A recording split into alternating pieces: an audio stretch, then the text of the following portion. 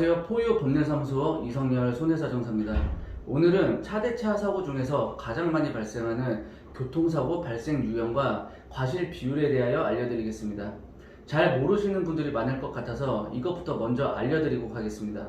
교통사고 발생 시 경찰은 조사 과정에서 가해자, 피해자를 구분하지만 구체적인 과실 비율을 결정하지는 않습니다.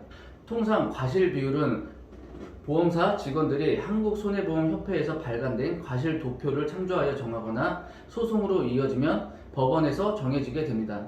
손해보험협회의 과실비율 인정기준은 관련 법령, 판례, 분쟁조정 사례 등의 기초에 만들어진 기준으로 금일은 가장 빈번하게 발생하는 교통사고 유형에서 과실비율 인정기준이 어떠한 정함을 두고 있는지를 살펴보겠습니다. 자, 첫 번째 사고 유형 중 가장 많은 끼어들기 사고입니다. 운전하시는 분들을 지나다니시다 보면 도로에서 사고를 많이 목격하시게 되는데 대부분 끼어들다가 사고가 발생한 것입니다. 그림을 보면 도로를 선행하여 진행하다가 차로를 변경하는 B 차량과 동일 방향에서 후행하여 직진하는 A 차량이 충돌한 사고입니다. 차로를 변경하려는 선행 차량은 변경하려는 곳의 후행 차량과 충분한 거리를 확보해야 하며 후행 차량의 위험을 초래하지 않도록 차량의 조향장치와 제동장치를 정확히 조작해야 하므로 선행 차로 변경 차량의 과실이 더 크나 후행 차량도 운전 시 항상 전방 주시를 하여 선행 차량의 차로 변경 시 감속 또는 제동 등을 통해 사고가 발생하지 않도록 할 주의 의무가 있으므로 이 사고의 기본 과실은 A 차량 3, B 차량 7로 정하게 됩니다. 자, 다음으로 두 번째 유형입니다. 정체 후 출발 시 사고인데 이런 사고는 승객을 하차시키고 출발하는 택시나 잠깐 사러 갔다 와서 출발하시는 분들이 의외로 이때 사고가 많이 발생합니다. 그림을 보면 A가 정차에 있어서 B가 우회전을 하기 위해 돌아서 갔는데 A가 갑자기 출발하면서 사고가 발생하게 됩니다.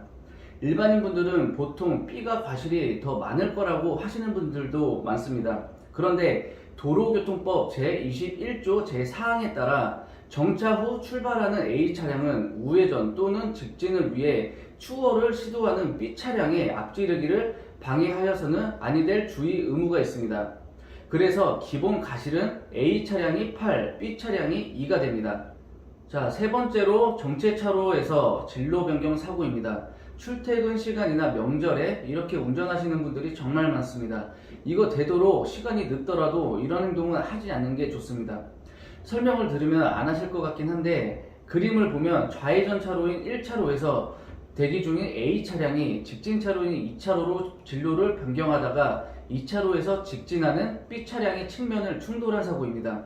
A 차량은 도로교통법 제19조 제3항에서 정한 진로 변경 방법을 위반하여 사고를 일으킨 점, B 차량으로서는 A 차량이 좌회전 차로에서 대기 중에 갑자기 2차로로 진로 변경을 할 것으로 예측하기는 어려운 점, A 차량의 오른쪽 앞부분으로 B 차량의 왼쪽 옆부분을 충돌한 점을 종합하면 B 차량의 불가항력적인 사고라고 보아 양 차량의 기본 과실을 A 차량 100%, B 차량은 0으로 정하게 됩니다. 자, 네 번째 사고 유형입니다. 주차장 내에서 주행 중 차량과 출차 차량이 사고입니다. 오래된 아파트에 지상 주차장만 있는 경우 혼잡하기 때문에 이런 사고가 상당히 많이 발생하고 마트나 백화점에서도 주말에 차량이 너무 많아 자주 발생하는 사고입니다. 그림을 보면 주차장 내에서 통행로를 직진하는 A 차량과 주차 구역에서 전진하여 통행로로 출차하는 B 차량이 충돌한 사고입니다. 주차 구역에서 출차하는 차량을 충분히 예상할 수 있는 주차장이라는 특성을 감안하기 때문에 기본 과실을 A 차량 3, B 차량 7로 정하게 됩니다. 자, 다섯 번째로 이면도로 사고입니다. 대부분 지하철역이나 번화가, 이면도로가 복잡하기 때문에 사고가 많습니다. 좁은 도로에다가 주정차를 해놓은 차량들과 사람들이 많이 지나다니기 때문에 이면도로를 다니는 차량은 정말 많이 힘듭니다. 그림을 보면 양쪽 차량이 계속 주행하기 위해 부득이 가상의 중앙선을 넘어가야 하는 골목길이나 이면도로에서 서로 마주 오던 A 차량과 B 차량이 교행하다가 충돌한 사고입니다. 양 차량 모두 가상의 중앙선을 넘나들면서 주행하는 경우가 많고 통상의 차량 운전자라면 이러한 사정을 충분히 예상하면서 사고에 대비하여 운전해야 하므로 양 차량 모두 양보 운전 의무를 위반한 과실은 동일하다는 점을 고려하여 양 차량의 기본 과실을 5대 5로 정하게 됩니다. 자, 여섯 번째로 계문사고입니다.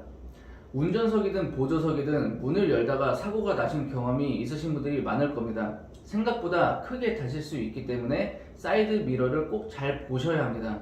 그림을 보면 B 차량이 도로나 갓길에서 주정차 중에 좌측 문을 열고 나오는 바람에 동일 방향 후방에서 진행해 오는 A 차량의 우측을 충돌한 사고입니다.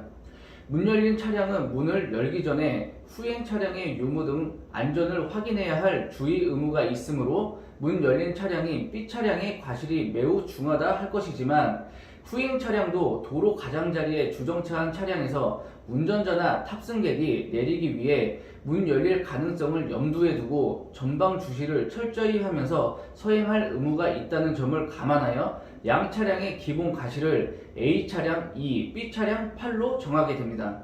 다음으로 일곱 번째, 차량이 많은 도심에서 발생하는 교차로 사고입니다. 그림을 보면 서울에서는 흔하게 볼 수 있는 장면입니다. A 차량이 먼저 사거리에서 녹색 신호에 진입했지만 차량 정체로 교차로를 미처 빠져나가지 못하였고 신호가 바뀌어서 녹색 신호에 B 차량이 직진해 들어오면서 차량이 충돌해서 사고가 발생했습니다. 두 차량의 과실 비율은 빠져나가지 못한 A 차량이 3, 신호가 바뀐 후 나중에 교차로에 들어온 B 차량이 7입니다. 둘 다 녹색 신호의 교차로에 진입했으니 법적인 잘못은 없습니다. 하지만 나중에 들어온 차량이 교차로를 빠져나가지 못한 차량을 피해 안전 운전할 수 있는 여지가 있었기 때문에 과실이 높습니다. 여덟 번째로 비보호 좌회전 사고입니다. 그림을 보면 녹색 신호에 비보호 좌회전을 하는 A 차량과 맞은편 주행 방향에서 녹색 신호의 교차로에 진입하여 직진 중인 B 차량이 충돌한 사고입니다. A 차량은 진행 신호 시 반대편에서 오는 차량에 방해가 되지 아니하도록 주의하며 좌회전을 할 수 있는 것이므로 기본 과실을 A 차량 8, B 차량 2가 됩니다. 다음으로 아홉 번째, 신호등이 한쪽 차량 방향에만 있는 경우입니다. 그림을 먼저 보겠습니다. 한쪽에만 있는 교차로에 신호기가 없는 도로를 이용하여 직진하는 A 차량과 신호기가 있는 교차 도로를 이용하여 직진하는 B 차량이 충돌한 사고입니다.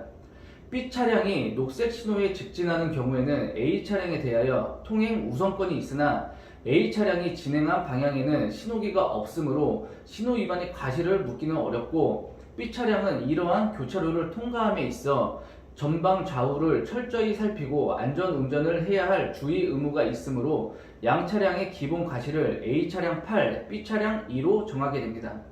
신호기가 없는 쪽 과실이 높다고 이해하시면 좋습니다. 자, 마지막으로 직진과 우회전 사고입니다. 그림에서 보듯이 신호등이 없는 동일폭의 교차로에서 우회전하는 A 차량과 A 차량의 진행 방향 왼쪽 도로에서 직진 진입하는 B 차량이 충돌한 사고입니다. 우회전을 하는 경우에는 직진하는 차량이 진로상에 진로를 변경하여 들어가기 때문에 직진보다 주의 의무가 크므로 이를 감안하여 양 차량의 기본 과실을 우회전하는 A 차량이 6, 직진 중이었던 B 차량이 4가 됩니다. 신호등이 있는 상황에서는 기본 과실 비율이 다르다는 것도 알고 계셔야 합니다. 금일은 이렇게 대표적인 유형의 교통사고에 대하여 기본 과실 비율을 알아보는 시간이었는데 참고로 알아두시면 도움이 되실 겁니다. 다음에도 알아두면 좋은 정보를 요약해서 알려드리도록 하겠습니다. 구독과 좋아요는 콘텐츠 제작에 힘이 됩니다. 감사합니다.